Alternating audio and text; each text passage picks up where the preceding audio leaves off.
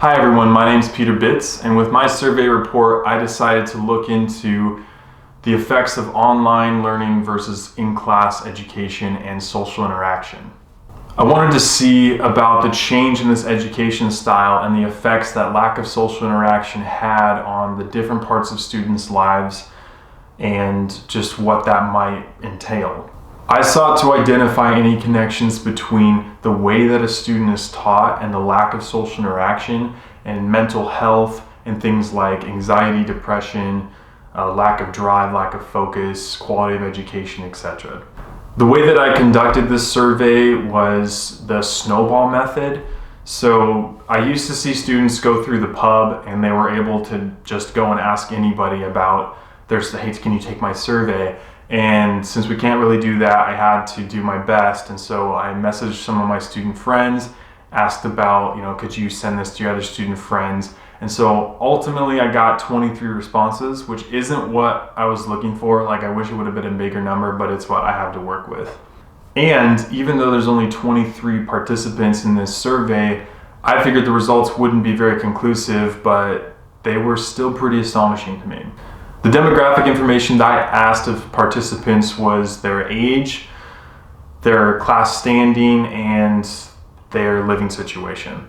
And so 21 out of 23 of those participants were 18 to 25, and 2 were 26 to 30. 22 out of 23 of the participants lived with roommates in, whether it's a house or an apartment or whatever, they live with someone else.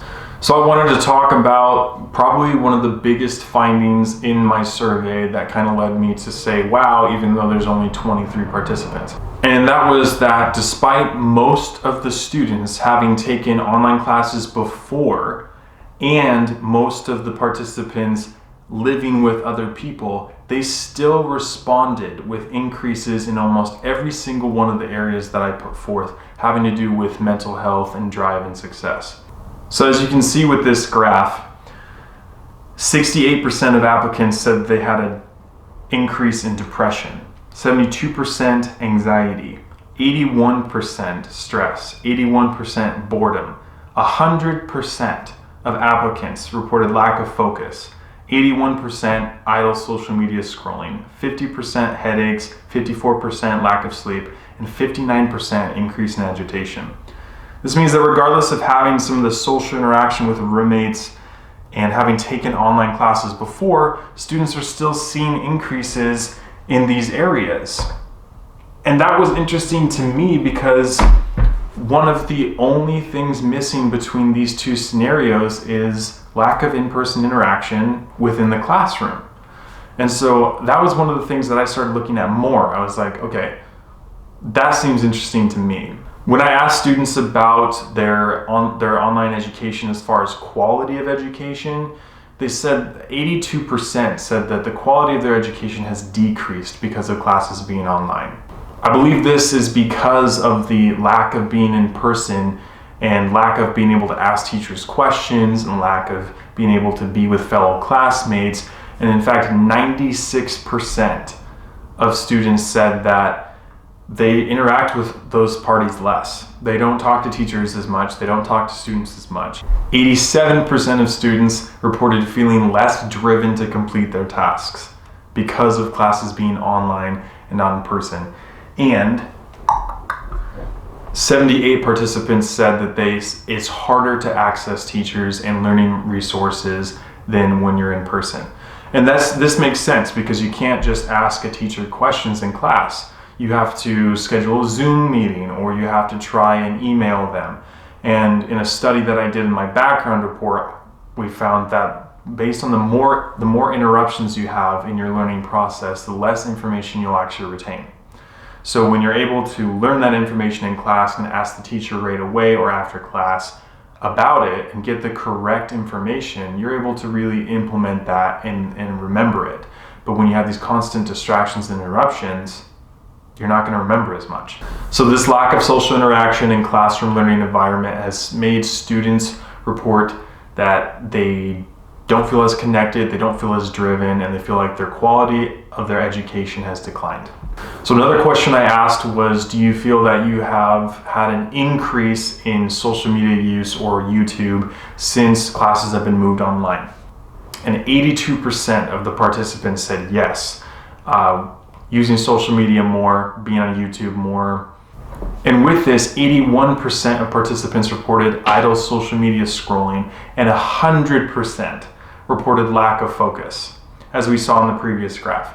So when you look at all of that, you can see a potential problem between online classes and quality of education and learning and remembering things, because students are constantly being distracted. They're on their phones more.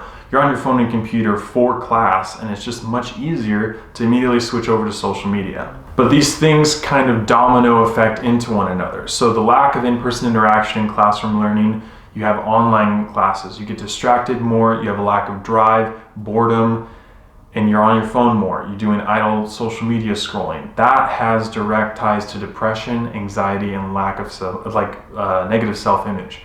And so these things kind of domino into each other. And one of the findings that I had of this report is that many of these issues are side effects of other issues that they're experiencing. So it's this very vicious cycle that really what I found was that one of the only ways to break out of this, besides getting help or issuing boundaries for yourself, is bringing back social interaction, bringing back classroom learning.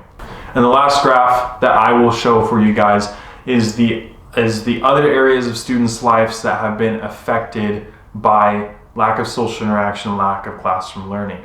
As you can see by this graph here, when I asked students about the other areas of their lives that they feel are affected by classes being online, 96% reported social life difference. And that obviously that's pretty obvious. Physical health was 55%. 77% reported change in emotional health, 77% mental health, 82% academic drive, 55% academic success, 64% relationships and friendships, and 45% work schedule.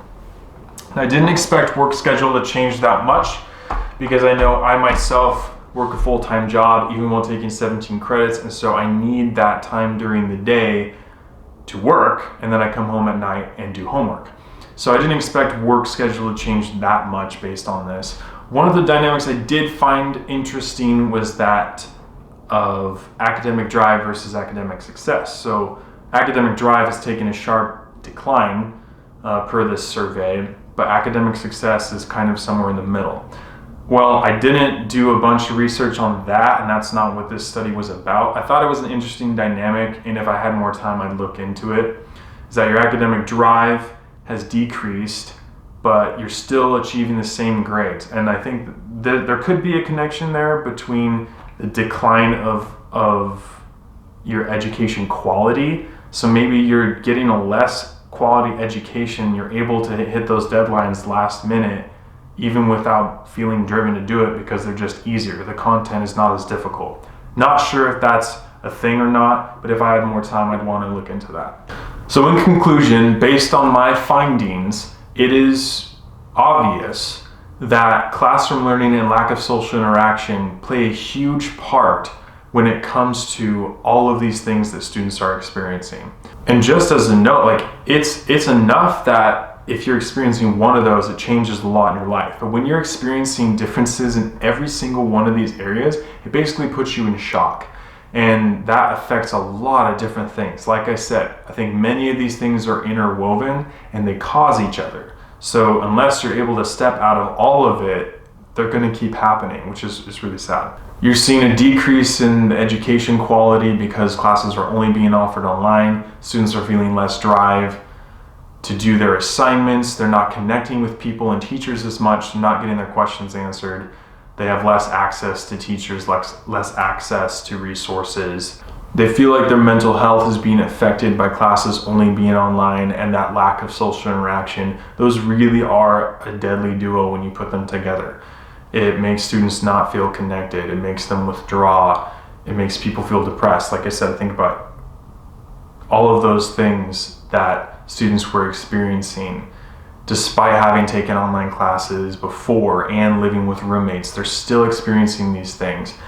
And And finally, the amount that pours into the other areas of their lives. There's connections on every single one of these questions that I asked. And I guess I knew that there would be connections there, but I wanted to see how drastic it was. And even with only 23 participants in this survey, it was pretty obvious that there's a lot going on there. With all this being said, I think that a lot of these things would drop off or change if in-class education was brought back. If they were able to reduce the amount of distractions that they have and learn more and ask teachers questions and experience class with classmates again, I think a lot of those things could pull students out of a lot of these different emotions and effects of their life. Hopefully that happens soon, but we'll have to see. I thought this was a valuable survey to conduct. I'd want to look more into some of the different dynamics, and I wish I could have gotten more participants. That's the only thing. I know the max or the minimum was 20. I would have loved to have hundreds participate in this, and perhaps I'll do something like that in the future. But for now, thank you for watching, and hope you guys all have a great finals week and a good rest of your quarter.